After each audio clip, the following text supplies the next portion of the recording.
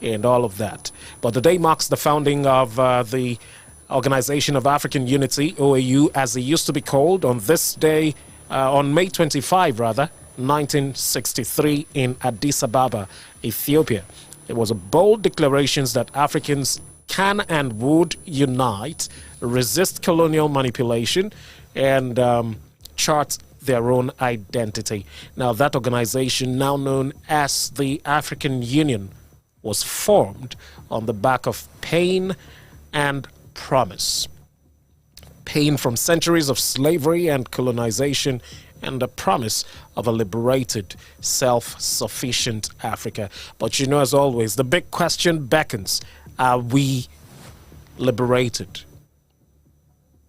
Are we self-sufficient? Do we still run to our colonial masters for handouts, for aids? In spite of the fact that we are a continent blessed with rich human, mineral, and every other resource that you can imagine. But you know the big question, the tough question also. More than 6 decades later, since, you know, the Organization of African Unity, or Union rather, was formed, Organization of African Unity, OAU, now AU, since it was formed, how far have we really come? Has it achieved the aim for which Africa came together to set that up? Have we reclaimed our power? Or are we still caught in the echoes of, you know, stolen centuries? Well, here at Montage 99.7 FM, you already heard from our group general manager. Our theme for this year's Africa Day Colloquium is Justice for Africa, Victims of Slave Trade and Colonialism. And today's extended version of Issues That Matter is a forerunner to that important colloquium, which comes up at 11:30 this morning, live right here and on our YouTube channel. So make sure you don't miss out for anything in the world. But we've broken down today's Issues That Matter in 2 powerful halves. Now, this first hour, we're looking at reclaiming power, building a just future for Africa. And then later, maybe in the 10 o'clock hour, we'll explore the cost of history, Africa's stolen centuries. Joining me right now in the studio, one person is here and the other joins me virtually. 2 formidable minds who have made a lot of impact in the area of the subject matter for this first half of Issues That Matter. People who've walked the corridors of law, policy, advocacy, and accountability and transparency, if I put it that way.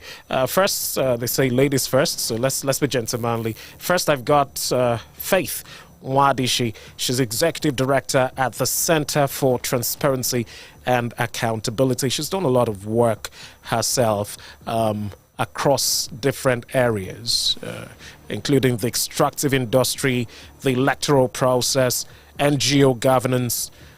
I mean, I could just go on and on, but it's a pleasure to have you join us this morning, Faith Wadishi. Thank you so much for your time on Issues That Matter. Thank you so much for having me. Good morning, Nigerians, and happy African Day. Thank you so much. And let me apologize for the mistake we made earlier, referring to you as a lawyer. I know that the NBA could come for me for doing that, but I do apologize. Thank you. Okay. And I've got joining me here also someone who's done a lot of work when it comes to public policy and analysis.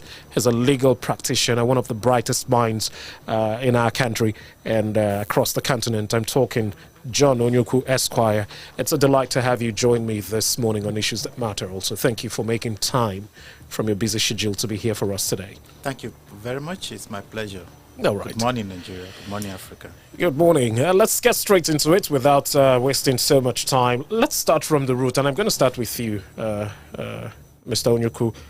Let's start from the roots. When we say justice for Africa, in the context of slavery and colonialism, what does that truly mean? And I'm asking legally, historically, and maybe morally, if you can also touch that part.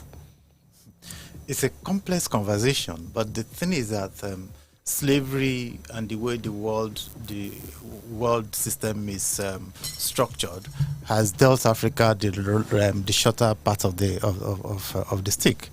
We colonialism was the worst of it thing that could have happened to Africa. And then after colonialism, where we got some of our, strong young men and women shipped to wherever, anywhere in the world that fancied the colonial masters. And the world don't talk about it. We just take it like, oh, let's forget about it. So let's not rock the boat. And so it continues. And then when you look at the global setup, the system, the political macroeconomic setup of the world, Africa also doesn't get it. In IMF and World Bank, we have a population about 1.4 billion in Africa, but we don't have any voice. But we are the biggest debtors of those organizations. And then look at the Security Council. There's no permanent seat for Africa with our population of 1.4 billion. And we have raw materials, but we are still very poor. And our raw materials basically drive industrialization and development and the modern life that people live all over the world. The idea of consumerism is because of the raw materials that come from Africa, whether it's oil, whether it's lithium, whether it's low-bath.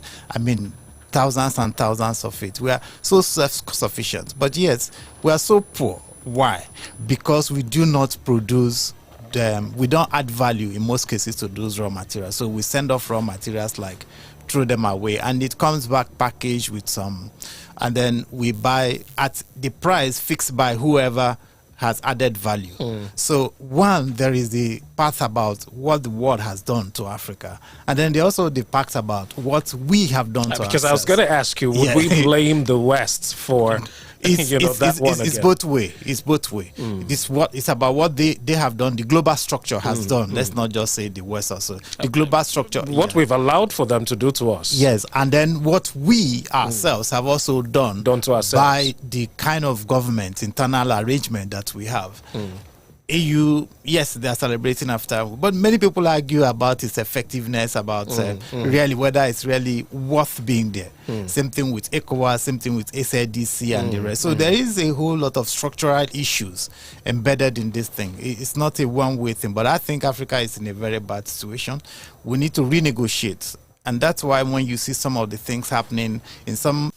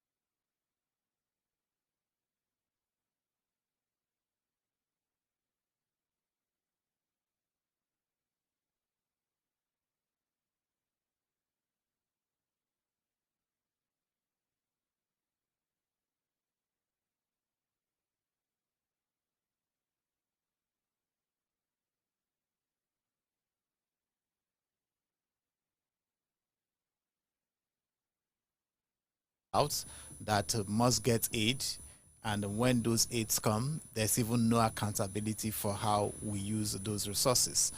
Why would we always have is this mentality of we worry about people saying Africa is a country, but we act like Africa is a country. So you see all the heads of state of African countries going to have a meeting with China, a country. All the heads of state, just imagine, sovereign nations going to have a meeting with Russia. All the heads of states going to have a meeting with US. Why? What are they doing with that? They shouldn't be doing that. They should have direct negotiations and agreements with each of those countries. And if it is such a thing that we need to have one negotiating platform, can we empower AU enough to be able to do those things in an administrative way? The political ones, each country should handle it. But if it's more of, okay, investments and the rest in the continent, can AU do that? Can we begin to operationalize the African Free Trade Convention in a way that it really works and not the usual way? So justice for colonialism, our talk is about coming back to the issue of reparation. What do we do about reparation? It's to be negotiated. It shouldn't be seen as let's forget about it. And Africa should be able to take steps. We have minerals. We have solid raw materials in the continent. Why should we not insist that you have to come and set up a processing plant, even if you don't give us all the value chain for processing it? Give us one or two of the value chains in Africa. And we may, speaking as Africa as one country, say, set it up anywhere in Africa, but it must be in Africa. We buy so many cars. How many car manufacturing factories do we have in Africa? Can't we say it must be made in Africa? Are we even patronizing the ones we have? We're not. That's another one. We're not patronizing the ones we have. We patronize them by policy, but implementation, really, we're not doing that. So we need to do some of those things. Climate change. We are not the ones at fault. We are the ones suffering climate change. And climate justice is that, we'll give a certain amount and everybody should be happy. And then you don't do anything. You we don't still keep being dumping ground for all of those things that cause the problem. Exactly. You don't clear your bush. You don't use fuel. And then you don't burn bushes. So you become like the bush. But we keep doing what we are doing, and we give you small money so that you keep your continent, you keep your forest the way it is. Help us become the mop-up. Exactly. You don't accelerate development. I think Africans should do more than that. We need to accelerate our development and then sit down to really have a conversation about how do we move forward. Right. We shouldn't always be like, okay, we'll do nothing. Whatever you want, we accommodate what you want, and you don't accommodate us all the time. Right. I think that's part of the challenge. Okay. Finally, Mrs. Wadishi, if we were to build a new Pan-African agenda from scratch today, that we run to, these countries that are making the decisions for us are not the most perfect countries. The Berlin Conference was not about making Africa better, but was about making trade better for the Europeans who were coming to Africa to exploit us. So can we bring out our traditional strengths as Africans and begin to chart a new narrative, a new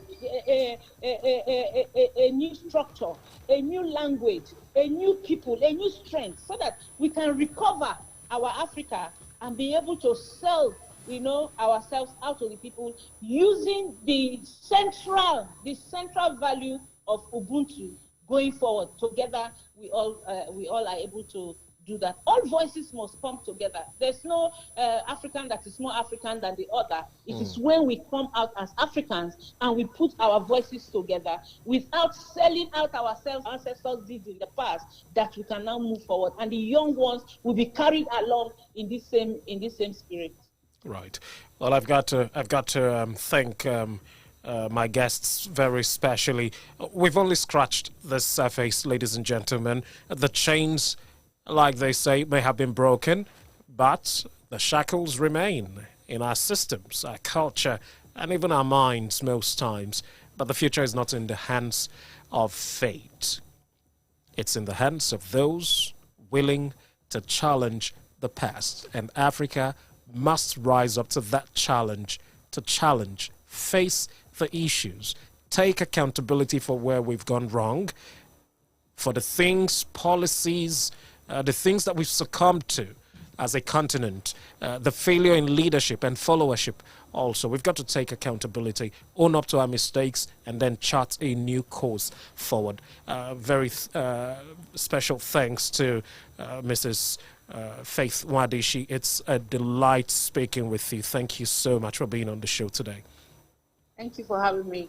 We look forward to more of the energy and conversation about the continent that you bring to the colloquium later this morning. Thank you so much. Also, Barrister John Onyuku, it's been a lot of knowledge, soaking up from you this morning, and I appreciate the energy that you bring to Issues That Matter today. Thank you so much. Thank you. Thanks for having me. All right. Well, the second part of Issues That Matter comes up in a bit. We'll focus on the cost of history, Africa's stolen centuries. That's where the conversation would center if you stay here. Good morning. My name is Ugochukwu Bamidele. I'm back in a bit with part 2 of Issues That Matter.